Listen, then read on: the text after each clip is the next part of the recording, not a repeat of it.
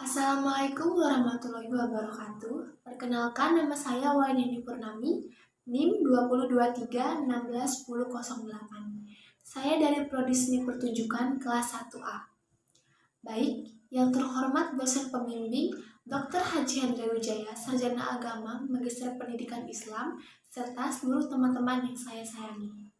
Di sini saya akan mempresentasikan sebuah pokok bahasan yang berjudul Hak Asasi Manusia, yang terdiri dari 3 subbab.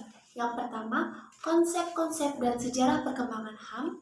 Yang kedua, instrumen HAM dan lembaga-lembaga HAM nasional dan internasional. Serta yang ketiga, bentuk-bentuk pelanggaran HAM. Baik, di sini saya akan memulai dengan subbab yang pertama, yaitu mengenai konsep-konsep dan sejarah perkembangan HAM.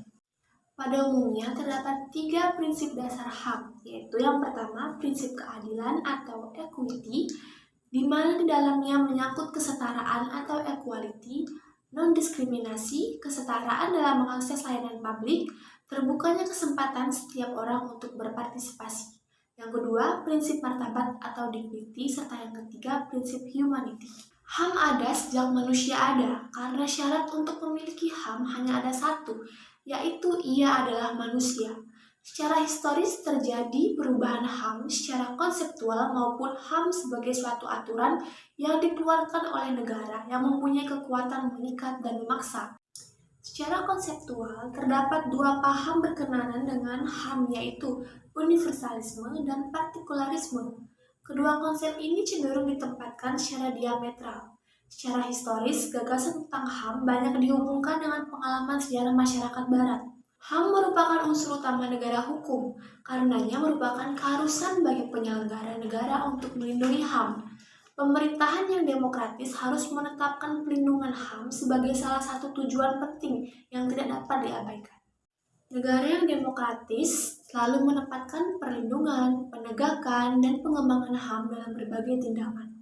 Baik, untuk subbab yang kedua, yaitu membahas tentang instrumen HAM dan lembaga-lembaga HAM nasional dan internasional. Perlu kita ketahui terlebih dahulu apa itu instrumen HAM. Instrumen HAM adalah alat yang digunakan untuk melindungi dan menegakkan HAM. Dalam pelaksanaan HAM ada 2 instrumen yang dipakai, yaitu instrumen nasional dan instrumen internasional.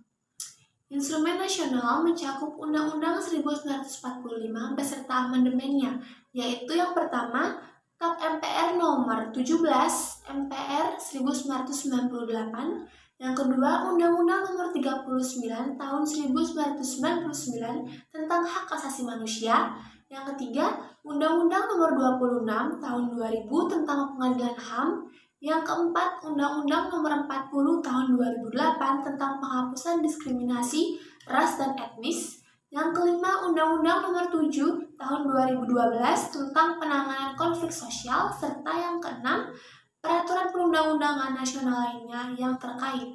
Sedangkan instrumen internasional yaitu yang pertama Piagam PBB 1945, yang kedua Deklarasi Universal HAM 1948, yang ketiga Kovenan Internasional tentang Hak Sipil dan Politik, serta yang keempat Kovenan Internasional tentang Hak Ekonomi, Sosial, dan Budaya.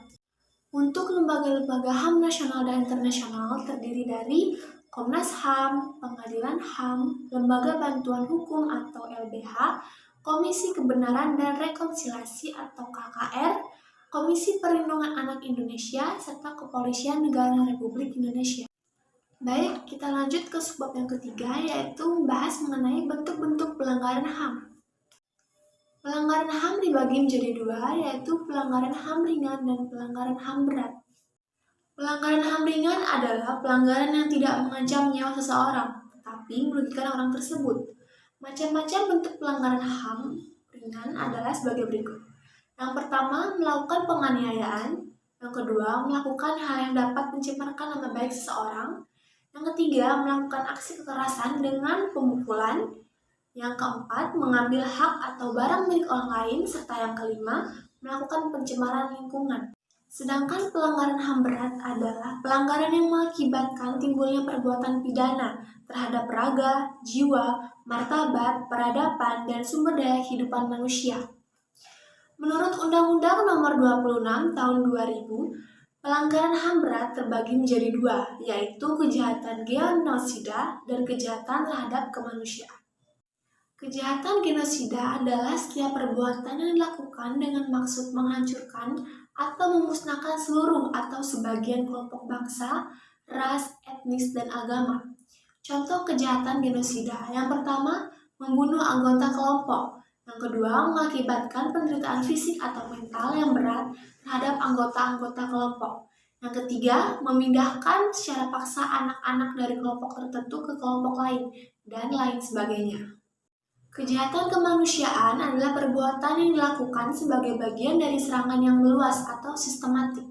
Contoh kejahatan kemanusiaan yaitu pembunuhan, pemusnahan, perbudakan, pengusilan, penyiksaan, pemerkosaan, dan lain sebagainya.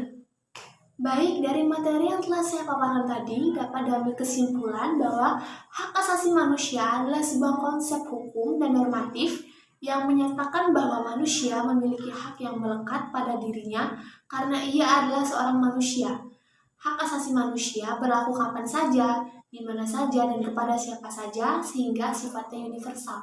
Oke, sekian presentasi dari saya. Jika ada salah kata, saya mohon maaf. Terima kasih atas perhatiannya. Wassalamualaikum warahmatullahi wabarakatuh.